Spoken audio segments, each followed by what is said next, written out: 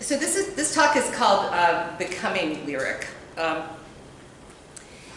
And I hope it's, I thought I can see the date as well as the time up there. So I'll try it. I think it's a slightly longish, but I hope not too long. If I get boring, let me know. In the middle of Ben Lerner's 2014 1004, a novel, and I should say that all of the texts I'm going to talk about today have been produced in the US in the last 4 or 5 years.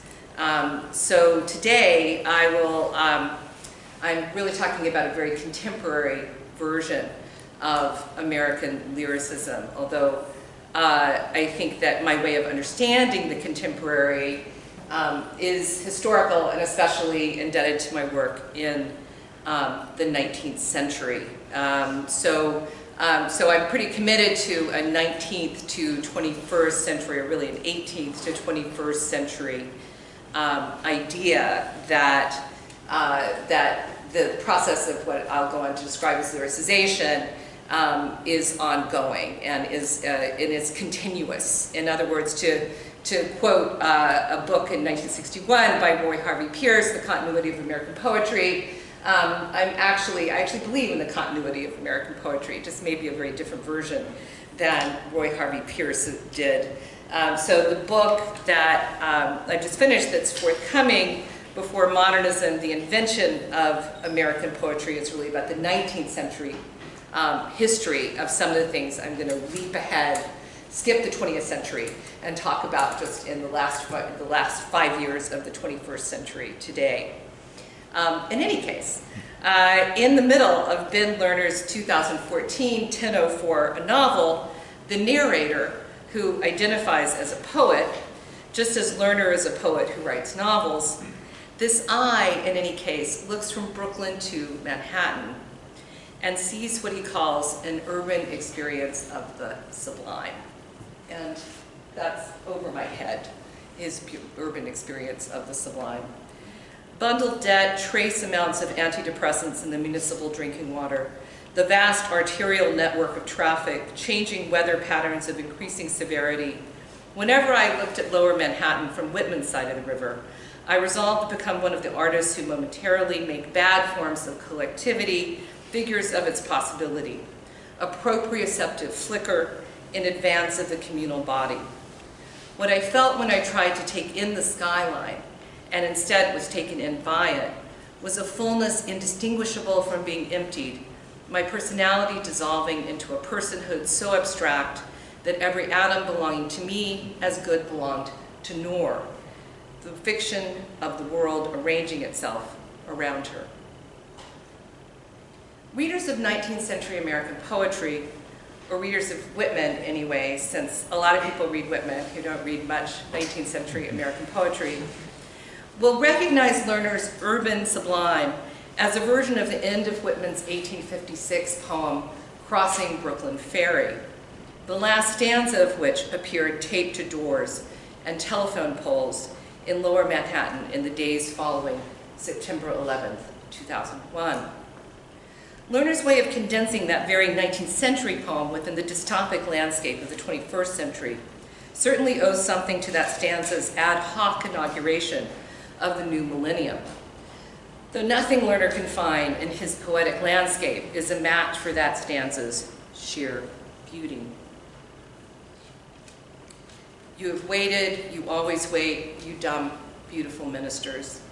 We receive you with free sense at last and are insatiate henceforward. Not anymore you should be able to foil us or withhold yourselves from us. We use you. We do not cast you aside. We plant you permanently within us. We fathom you not. We love you. There is perfection in you also. You furnish your parts toward eternity. Great or small, you furnish your parts toward the soul. One of the things that Whitman's lines can do that Lerner's prose cannot do, of course, is to be lines rather than just sentences, verse rather than narration. That seems like a funny thing to say of Whitman, of all poets, since in 1856 there were so many complaints about Whitman's long, disobedient lines as not poetry. Many 19th century readers agreed with one of my favorite of Whitman's anonymous early reviewers, and this is the reviewer, that while Whitman is as unacquainted with art as a hog is with mathematics. I like that one, and I don't think Whitman wrote that one. He wrote a lot of them, but I'm pretty sure not that one. Yet from the vantage point of those people who posted these lines in response to 9/11, and it really was beautiful, and some of you who were there probably saw that this went up almost immediately along with Autumn September 1939. Those were the two, and it was kind of a spontaneous, weirdly consensual posting of those two in particular. That put those lines in response to 9/11, and from the vantage of Lerner's surrogate in the novel he published 4 years ago, the odd, tipsy exhilaration of a hyperbolically apostrophic, lineated direct address to the deaf and dumb buildings of lower Manhattan looks like the kind of lyricism the 21st century can only imagine in retrospect. Side by side, let me see if this works.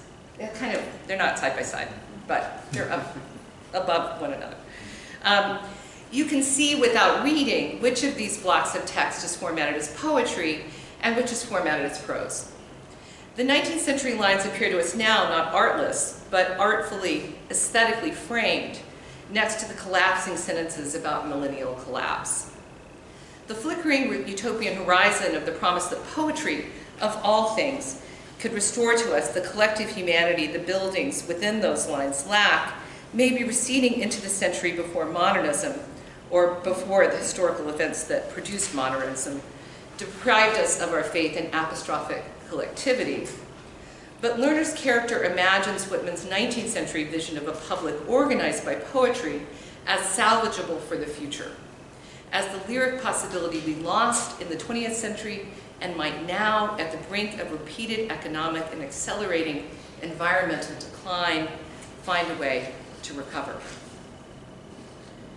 In Lerner's version of this complex historical imaginary, what we've sort of started calling the C19, C21 complex historical imaginary, postmodern novelization ironically frames pre-modern lyricization, so that the portrait of the artist as a young man holds that artist's aspirational embrace of a public made possible not only for, but by poetry at the distance of a selfie stick.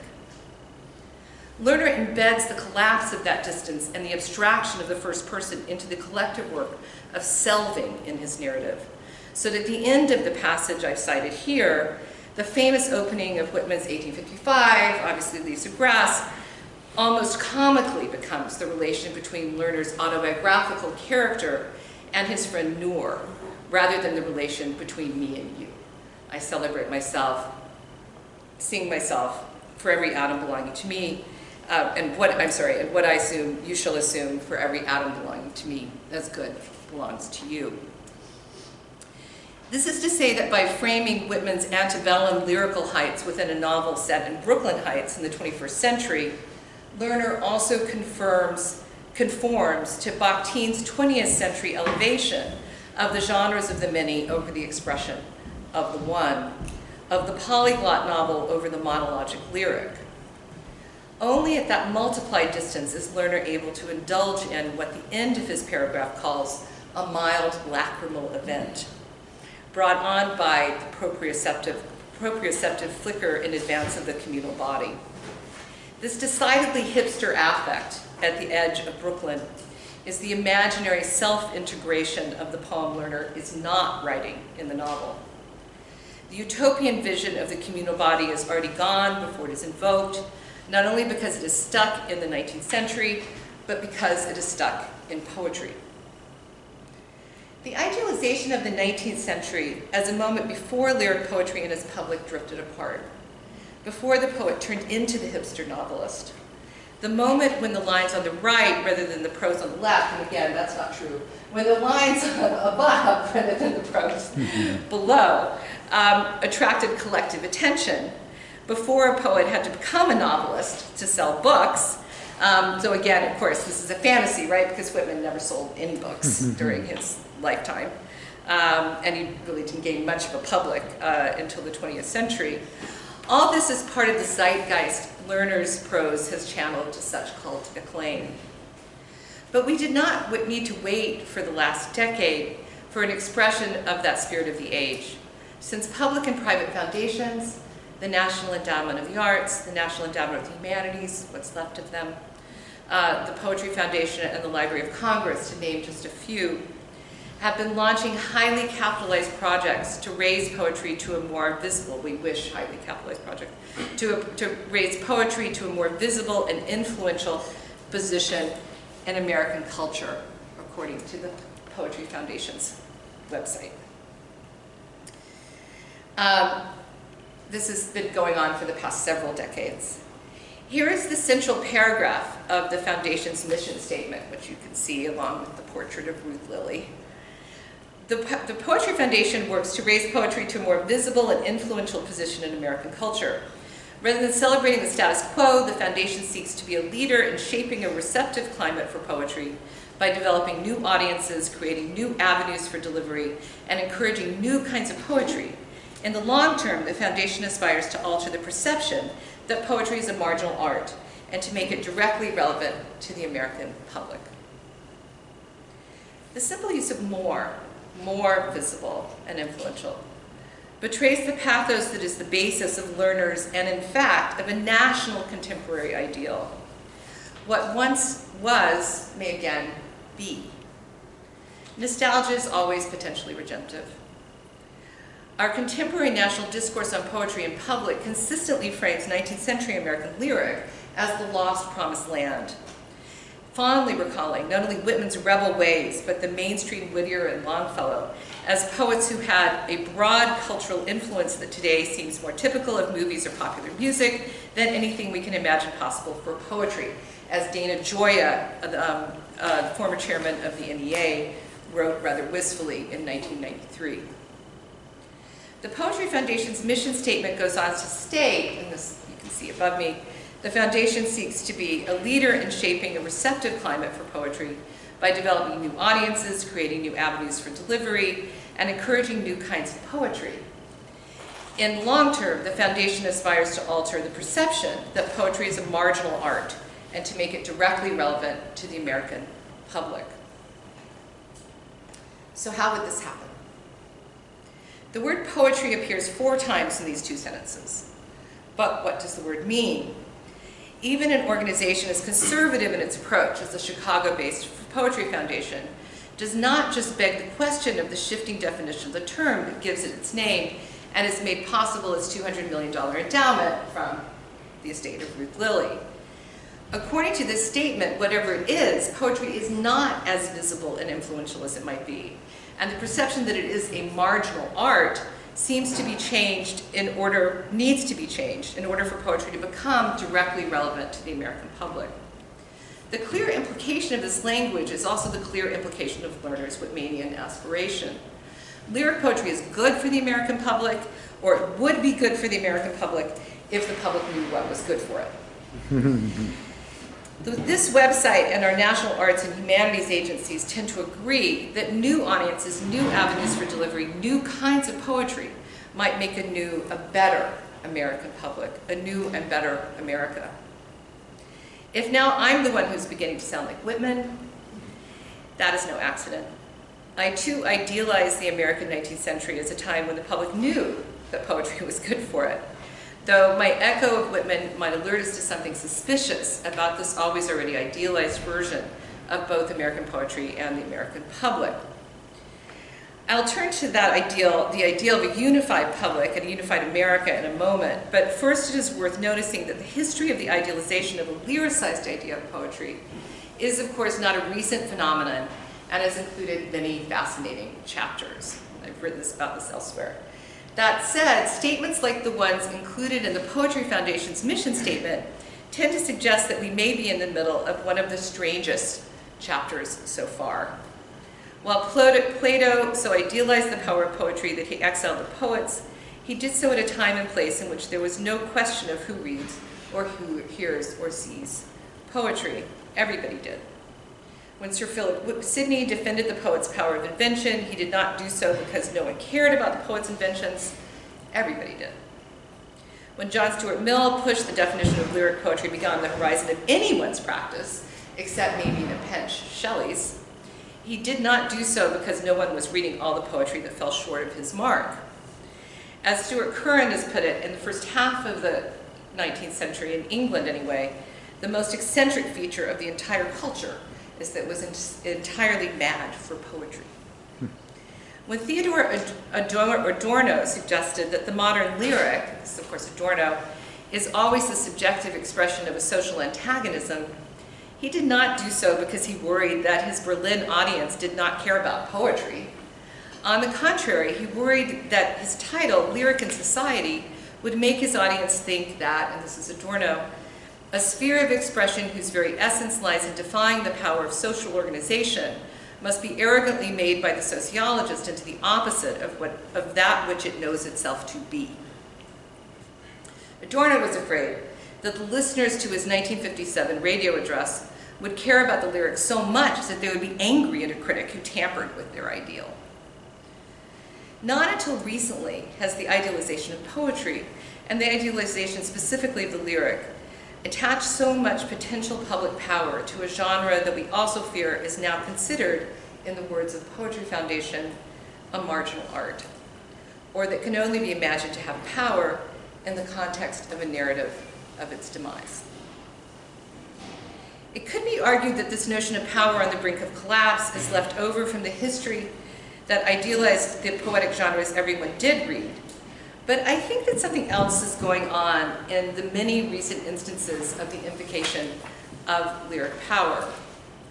In the Americans' Favorite Poems Project, for example, the public poetry revival project of former American poet laureate Robert Pinsky, supported by the Library of Congress, or in Dana Gioia's late 20th century NEA project I alluded to earlier, which resulted in his book, Can Poetry Matter? Or even in less public-minded literary critical views, like Terry Eagleton's nostalgia for a practical criticism of poetry, or Jim Longenbach's claim that poets since the time of Callimachus have resisted their own usefulness, or Susan Stewart's assertion that poetry is a force against effacement, not merely for individuals, but for communities through time as well, or Simon Jarvis's contention that a different kind of thinking happens in verse, or in Lerner's own recent claim that the problem with poetry is poems. There lurks the fear that poetry and poetry reading are nearing extinction, and the implication that if we are able to save poetry, we will be able to save our minds and our communities, or our integrity, or even the economy and the planet.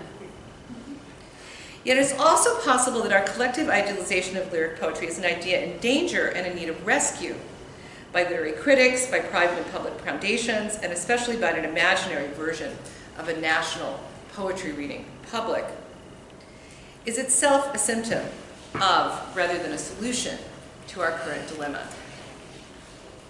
As Barbara Packer wrote over a decade ago, predicting the discourse that was about to take hold with rather uncanny accuracy, this is Packer: for literary historians, poems are essentially specimens from an ecosystem now vanished. The historian's claim is to reconstruct that ecosystem as a comparative anatomist might reconstruct from a few mastodon teeth, not only the skeleton of the extinct beast, but the grasses on which it fed. While, and this is still Packer, at the other end of the spectrum are critical idealists, for whom poems are abstracted from time, from history, from change. The challenge, Packer argued, was to combine the work of the historian with the vision of the idealist.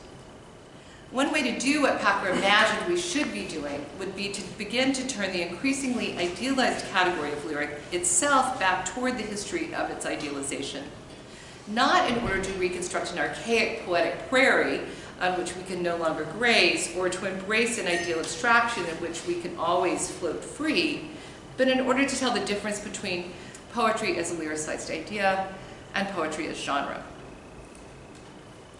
So let me follow Packer's delicate articulation of our current critical predicament with a perhaps indelicate polemical declaration. Poetry is not a genre. Poetry is an idea. As I like to tell my students, it is as odd to think of poetry as a genre as it would be to think of prose as a genre. There are many distinct verse genres, just as there are many genres of prose, but lineation itself is not a genre, if by genre we mean a mode of recognition instantiated in discourse. And this will be my working definition of genre for this talk. I came up with it with Lisa Gittleman, so I can't take total credit for it. So that's really her phrase. A genre is a mode of recognition instantiated in discourse.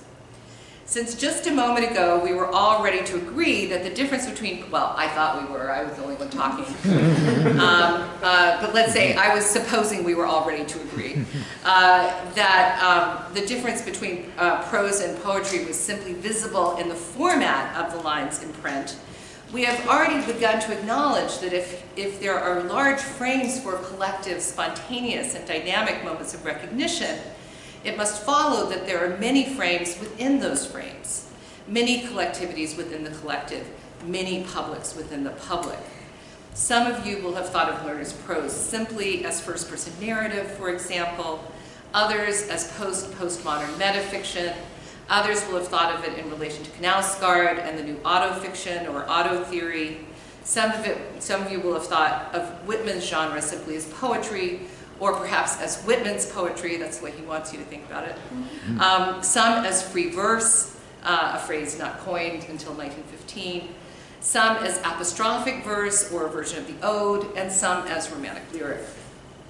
All genres are mise en abîme or Russian doll structures. Genres always contain genres that contain other genres. Since genres are not made up of a list of formal attributes, sonnets consist of 14 lines, for instance, or comedies end in marriage or tragedies end in death, but are instead already inside you, part of the way you have already learned or have already been schooled to communicate with the people around you. Genres are modes of sociality, which is to say that sociality would be impossible without genres. This is Bakhtin's point in his 1953 essay on speech genres. And of course, it's the basis for the entire discipline of linguistic anthropology, so it's not my idea. Because that sociality depends on each person's degree of internalization or indoctrination or just experience, genres not only shift historically, but also shift from person to person. A variation we just experienced in thinking about the genres we assign or don't assign to Lerner or Whitman. I agree with Lauren Berlant that genres are always vehicles not only of collective and normative recognition, but also function as intimate public spheres, in which those shared recognitions can be queered or bent or calibrated or adjusted or just personalized. What Berlant's version of this social historical understanding of genre holds in the phrase intimate public sphere is the way in which genres address us, hail us, and then, and this is the important turn, the ways in which we enter that scene of address, the ways in which we live there, so that the given little by little becomes what is made, in Lerner's language, so that we can turn bad forms of collectivity into figures of its possibility. The idea that poetry is or ever was one genre, rather than a variety of variously experienced and incorporated genres, is the primary symptom of the long historical process I've called the lyricization of poetry. There have been lots of misunderstandings of my theory of lyricization, and this is not the place to clear those up. Happy to talk about it later, have the fights, whatever. But I just want to say here that by lyricization, I do not mean that there have not always been poems called lyrics, right? Not trying to take away anybody's lyric. Or that all poetry has become the personal subjective expression of the individual, or that this personal genre of expression is the reason that we have come to think that poetry has lost its public. I don't mean any of those things. That seems to me the current understanding of the predicament of American poetry, that is, that the personal lyric has lost its public, either because we are not interested in or sophisticated enough to appreciate aesthetically framed personal expression, or because we watch too many episodes through Amazon Prime or HBO, which may come to the same thing. I think that this understanding is just wrong. The ways in which it is wrong account for our current desperate attempts to solve the riddle of the marginalization of American poetry. If we persist in such misunderstandings, it won't matter how many hundreds of millions of dollars we devote to expanding and enhancing the presence of poetry in America. It just won't work. So let's imagine a different way. What I mean when I say that we have come to idealize one blurry, lyricized idea of poetry that no longer functions as a genre is that the songs, riddles, epigrams, sonnets, epitaphs, blasons, lieder, elegies, marches, dialogues, conceits, ballads, epistles, hymns, odes, eclogues, monodramas, considered lyric in the Western tradition before the early 19th century were not lyric in the same sense as the poetry that we now think of as lyric. The fact that we now think of almost all poetry as lyric is the secondary symptom of the historical process of lyricization. As the stipulative functions of particular genres collapsed into one big idea of poems as lyric, a process that began in the second half of the 18th century and in my view is ongoing, the only function poems were left to perform in our culture was to become individual or communal ideals. Such ideals might bind particular groups or subcultures in slams, for example, or avant-garde blogs, or poetry cafes, or salons, or university foundation, library, museum reading series. But the more ideally lyric poems in poetry culture have become, the fewer actual poetic genres address readers in specific ways, although poets are always finding a solution to that. That ratio is responsible for our 21st century sense that poetry is all important and at the same time already in its afterlife. The historical transformation of many very poetic genres into the single abstraction of the post-romantic 19th century lyric is responsible for our current spectral idea of the bygone genre powerful enough to overcome its own incipient extinction. We mistakenly think that the lyric flourished in the 19th century and is now marginalized, when in fact what has happened is that the genres of poetry that address particular publics slowly and unevenly collapsed over the course of the 19th century into an abstraction of poetry we have confused with an ideal of the romantic lyric, and I'll have more to say that on Saturday. As the lyricization of poetry has progressed, this large idea of poetry has subsumed the other social reciprocal functions that ballads or odes or elegies or epistles or drinking songs once performed. Poetry has thus come to circulate as an idea rather than as a genre, as a large abstract frame rather than as a number of specific forms of sociality and address. I'm too blind to see that clock, sorry. How does this lyricized ideal of poetry work, or for the most part not work, for contemporary poetry reading publics?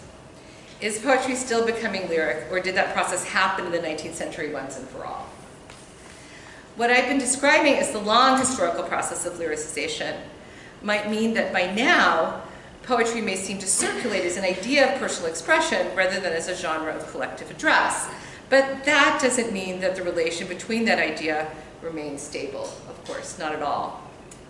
For example, you probably can predict where I'm going with this.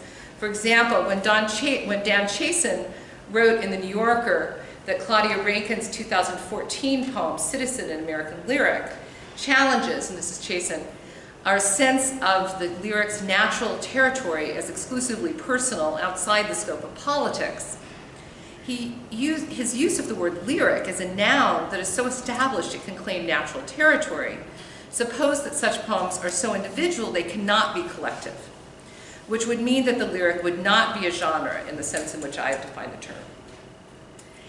As I've written elsewhere, most recently in the definition of lyric in the Princeton Encyclopedia of Poetry and Poetics, and in the Lyric Theory Reader, which I co-edited with Yogi Prince, I don't think that the lyric is a person, place, or thing exactly, and I have my doubts about our common uses of the adjective.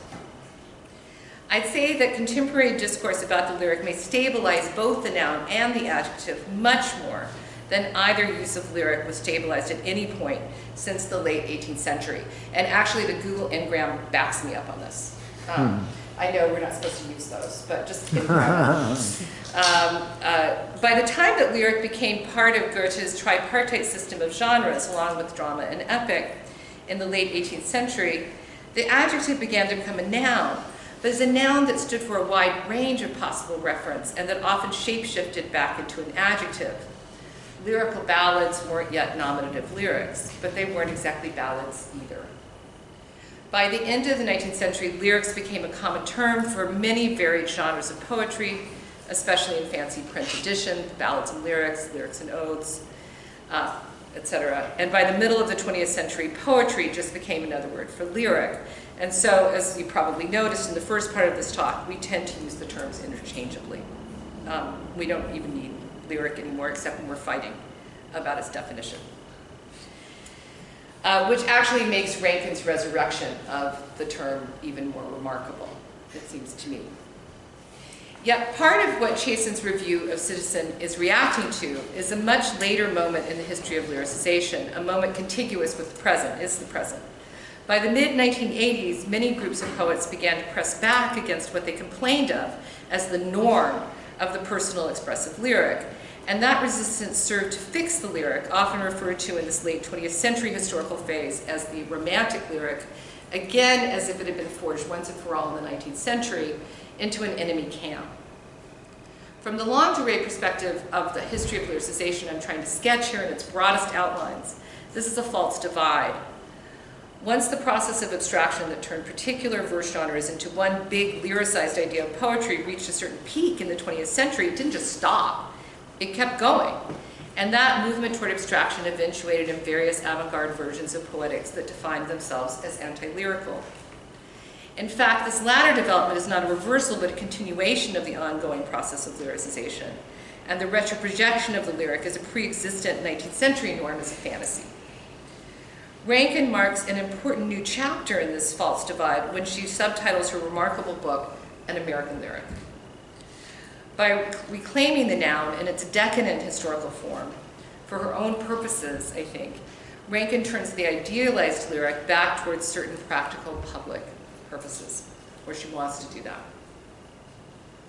So if my first claim, that poetry has become an idea rather than a genre, supposes a history of loss, abstraction, blurring, waning, or indeed marginalization, I want to make a second claim for contemporary American poetics.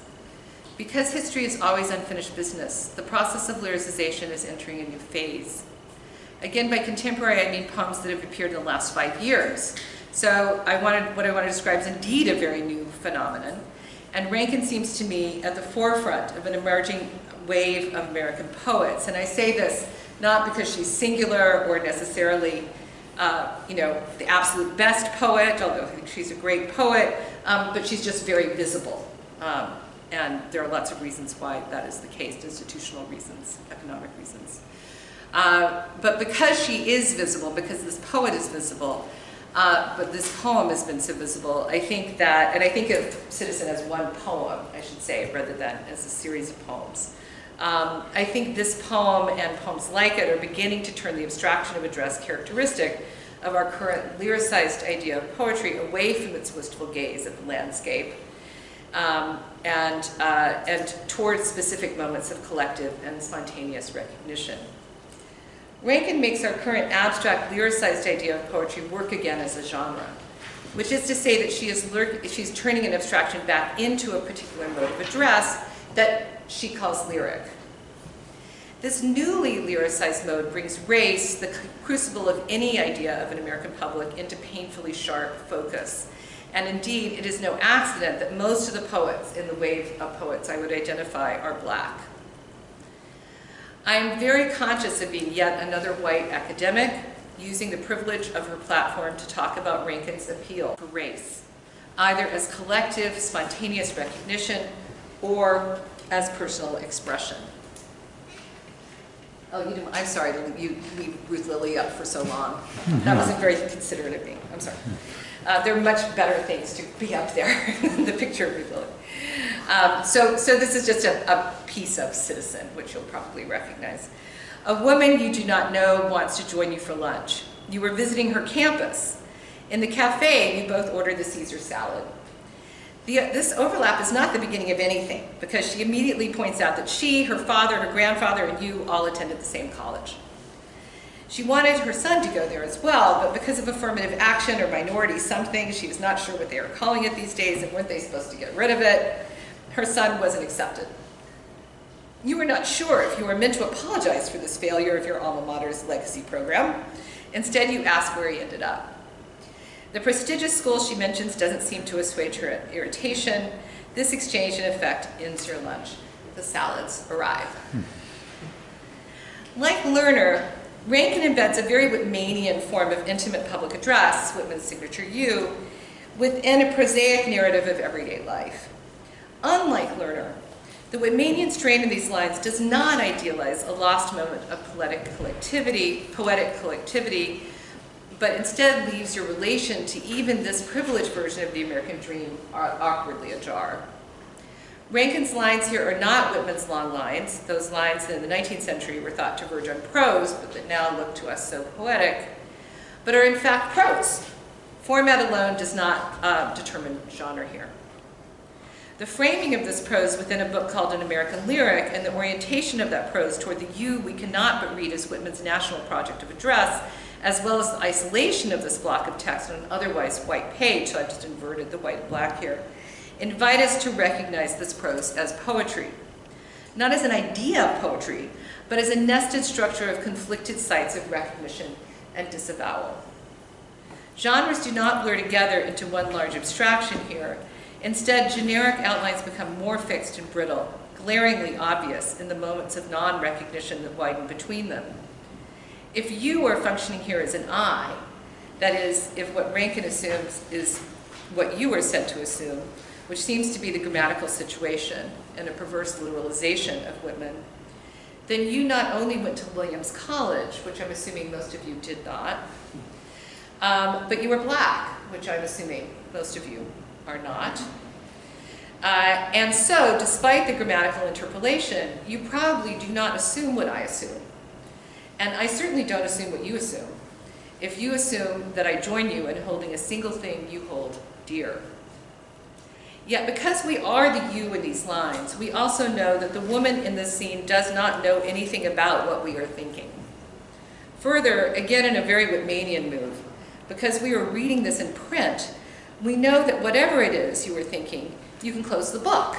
Whatever it is, American lyric or contemporary neo-realist novel, complete with Caesar salads, whenever you like. In this casual snapshot discussion of elite private education, Rankine manages to create a poetics in which the reader is intimately implicated in a scene of public education. But public education is, of course, not always so casual. In the section of Citizen entitled In Memory of Trayvon Martin, which is also subtitled in yet another genre as a script for situation video created in collaboration with John Lucas, Rankine's husband, who is a video artist. And you can see his video on her website. I'm not showing it here. In Memory of Trayvon Martin, you read, on the tip of a tongue, one note following another path, another dawn, where the pink sky is the bloodshot of struck, of sleepless, of sorry, of senseless, shush. Those years of and before me and my brothers, the years of passage, plantation, migration, of Jim Crow segregation, of poverty, inner cities, profiling, of 1 in 3, 2 jobs, boy, hey boy, each a felony, accumulate into the hours inside our lives where we are all caught hanging, the rope inside us, the tree inside us, its roots our limbs, a throat sliced through, and when we open our mouth to speak, blossoms, oh blossoms, no place coming out, brother, dear brother, that kind of blue.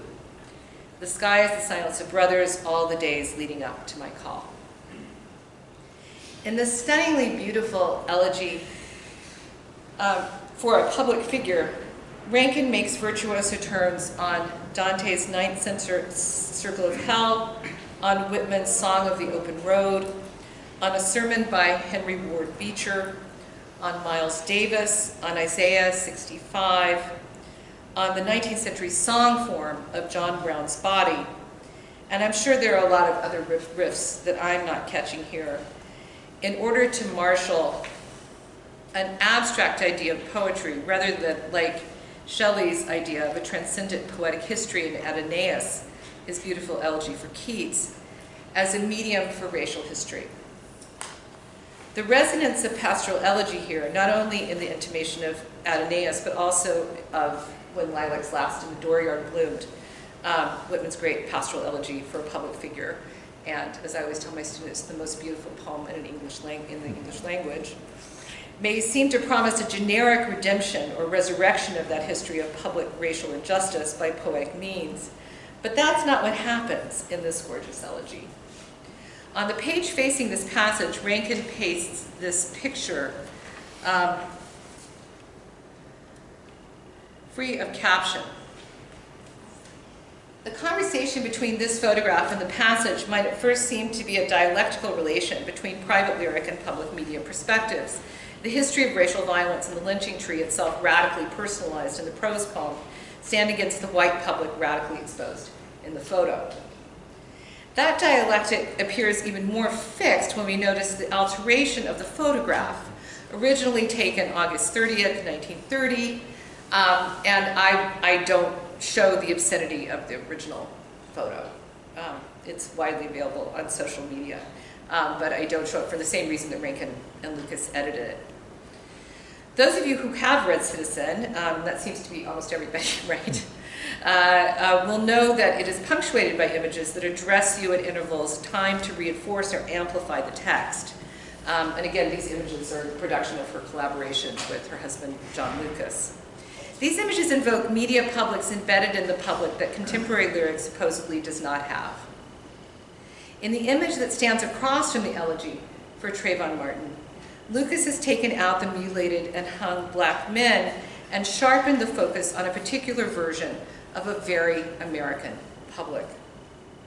These white people look and point at a blackness that frames the tree that is inside the us in the text, but is very much outside the us in the picture. We're implicated in both scenes of address. I'm trying to put them side by side this time. We're implicated in both scenes of address, and yet we cannot be or have both kinds of bodies.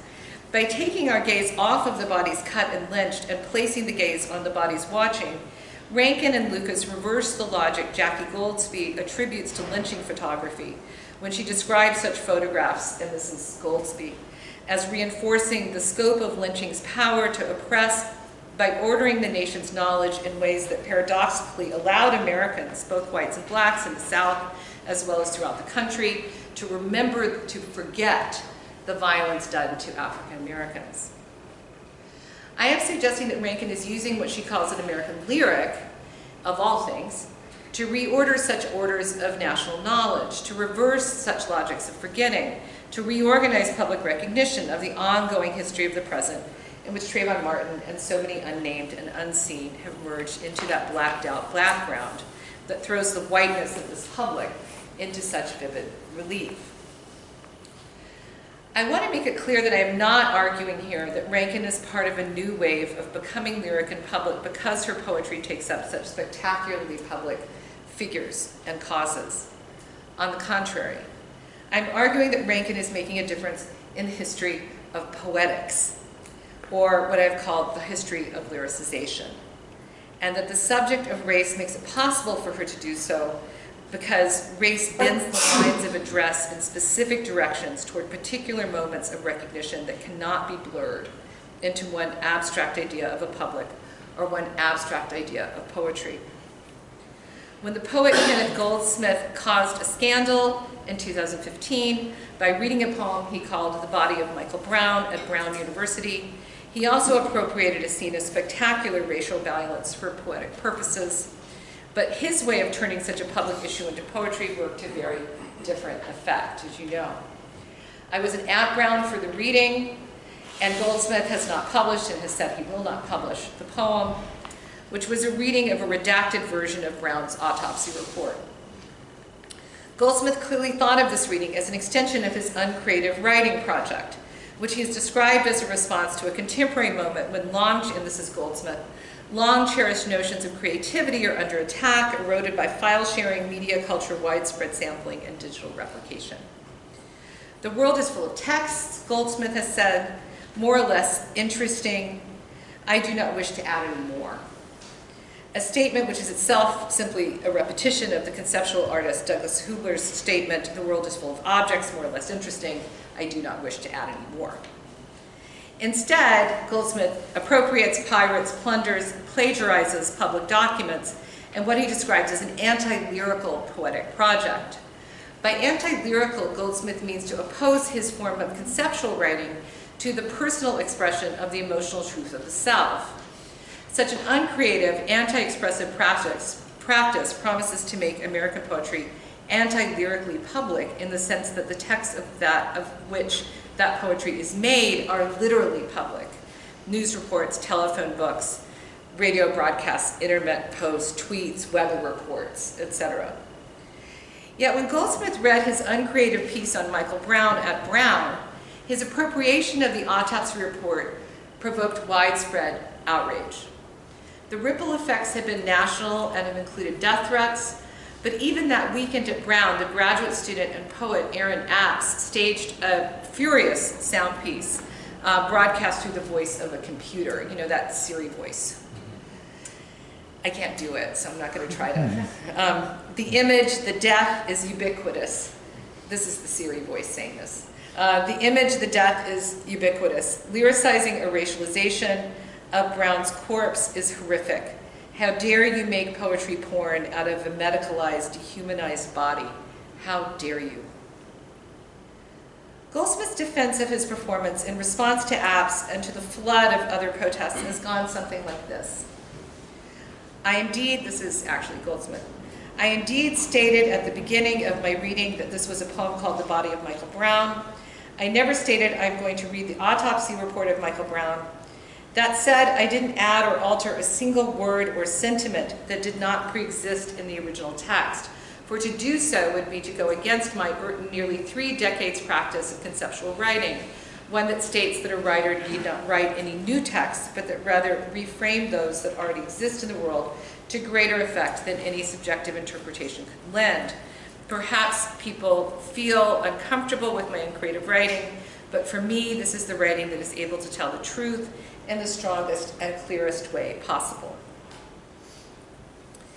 This is not the place for me to take a side in this debate, but I do think that The Body of Michael Brown exposed something about Goldsmith's conceptual project that had been hard to see before.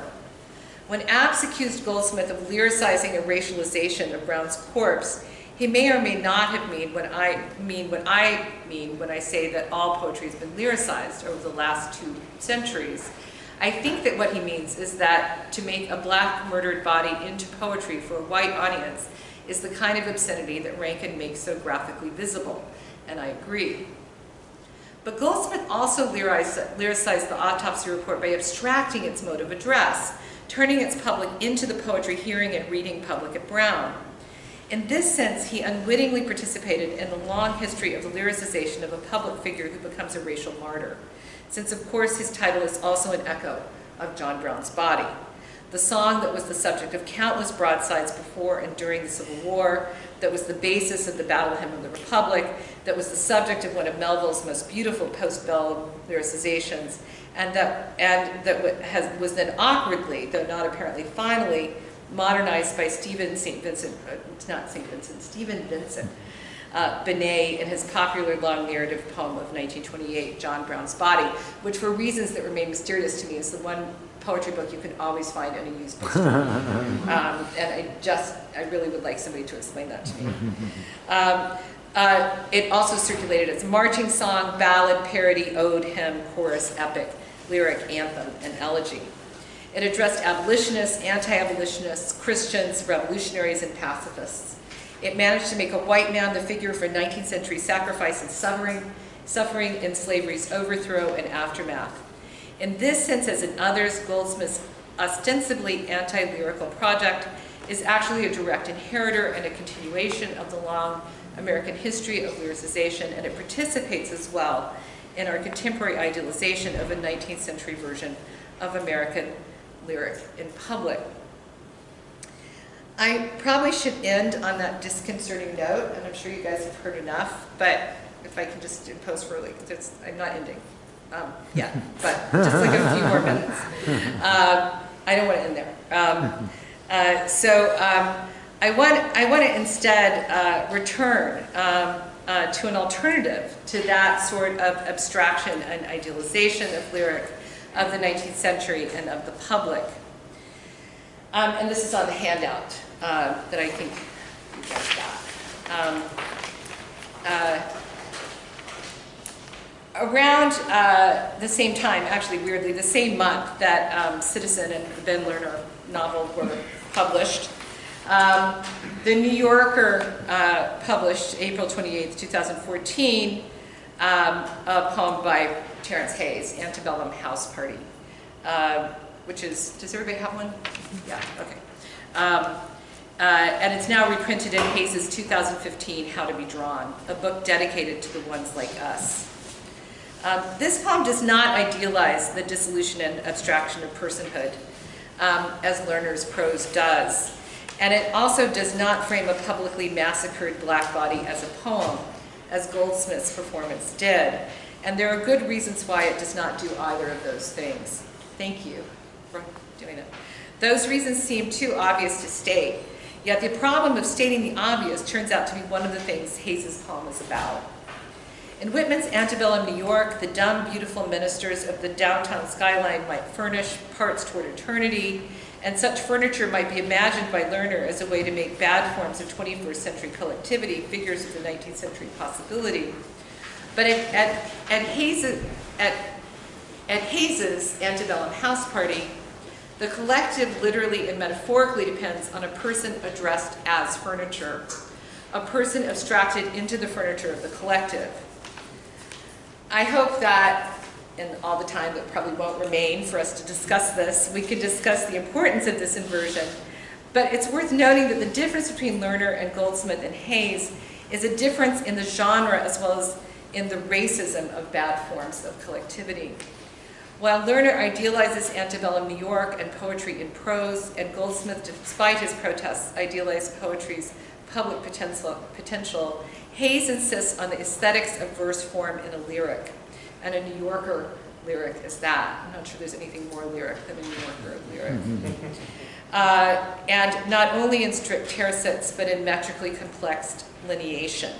And when I say this meter feels regular, and some of you may be better at scanning it than I am, I would only say that these are not 14ers. Obviously, they're not dactylic. For a while, I was really getting fancy and calling them deca-pentasyllabic, as if they were a quantitative Greek form. Most scansion consists of such speculative flights of fancy, of course. But when I asked Hayes about the meter, he responded, and I'm quoting him, "'Tis the rhythm of the breath, methinks," which probably means he was making fun of me. So I would say that these lines are really very good at giving the illusion that they are a metrically regular form, right? And they're in these very tight tercets. More obviously, the poem radically de-idealizes antebellum American culture and its 21st century legacy. For black people, the 19th century does not look in retrospect like a happy time for American poetry in public. But does Hayes' poem also de-idealize poetry by exposing the twists and turns of lyricization? I think that it does, and the ways in which it does bear some relation to Rankine's strategies in Citizen. Like Rankine, Hayes turns an abstract idea of poetry, here allied to technical skill rather than to illusion, back into a genre of public address with a vengeance. That vengeance is a form of rage in Hayes, and that scary black rage is carefully, painstakingly constrained. If Lerner's hipster affect depends on a certain flatness, and Goldsmith's conceptual performance depends on the formal constraint of words given and never made, then Hayes' affect is held in check by the formal determination of the lines themselves, as if poetic form could become an anti-Kantian Afro-pessimist strategy. An earlier Hayes poem, simply called Sonnet, repeats the line, "We slice the watermelon into smiles" 14 times in 3 quatrains and a couplet. The perfect pentameter forms the difference between the recognition of a sonnet as a genre and the recognition of cultural misrecognition comically or metacomically, while the tercets of Antebellum House Party perform generic constraint tragically or meta-tragically. And actually this week, Hayes' new book, American Sonnets from My Past and Future Assassin, came out. And all the sonnets do a version of what I'm describing, in fact. In How to Be Drawn, each poem depends on a different constraint, some simple as blank verse, some as elaborate as the style of a crime report. In Antebellum House Party, Hayes uses his tercets to lyricize a racial body. And I'm sorry, I didn't do the, to lyricize a racialized body. But his form of lyricization, like Rankine's, turns that body itself out of rather than into spectacle, turns the already objectified person into a public project of objectification in which we are forced to participate. This bad form of collectivity cannot become a figure of its own possibility. We imagine with the poet the way in which 19th century history becomes the history of the present, uninterrupted. The 19th century is not this poem's dream, but this poem's nightmare, and none of us can escape it. The tercets are not our lyric release, but our lyricized implication in the scene of ongoing American violence and subjection that keeps never stopping. It seems to me that if Rankine and Hayes are the new representatives of American lyric and public, that it is a time to change our stories about poetry, about the public, and especially about America. I'm amazed to be able to say that I think that just in the last 5 years, such a change has become possible, and I am sorry to be running out of time to say more about how and why I think we may be on the brink of a new phase of becoming lyric, a moment when the forms of recognition instantiated in the discourse of lyricization are undergoing a radical adjustment, a new mode of public exposure, a new version of a distinctly racialized, intimate public sphere. So I'll just end today by calling your attention to the poem that I've handed out, and I'm going to allow you to go, I'm not going to read it aloud, allow you to read it yourself many times. The fact that this rage-filled address to the American public managed to pass as a New Yorker poem, even before Kevin Young became the New Yorker editor, really amazes me. But the story of the institutionalization of people like Hayes and Rankine in particular, that is their own institutionalization, is something we might want to talk about as well. And I hesitate to diminish that astonishment with commentary making explicit, much of what is left furiously implicit in the lines themselves. You can see for yourselves whether you think that this poem approaches the apostrophic public ambition of the Whitman poem with which we began. If it does, and I think that it does, then the twist it gives that apostrophe should hurt, since here, becoming lyric costs everything. Thank you.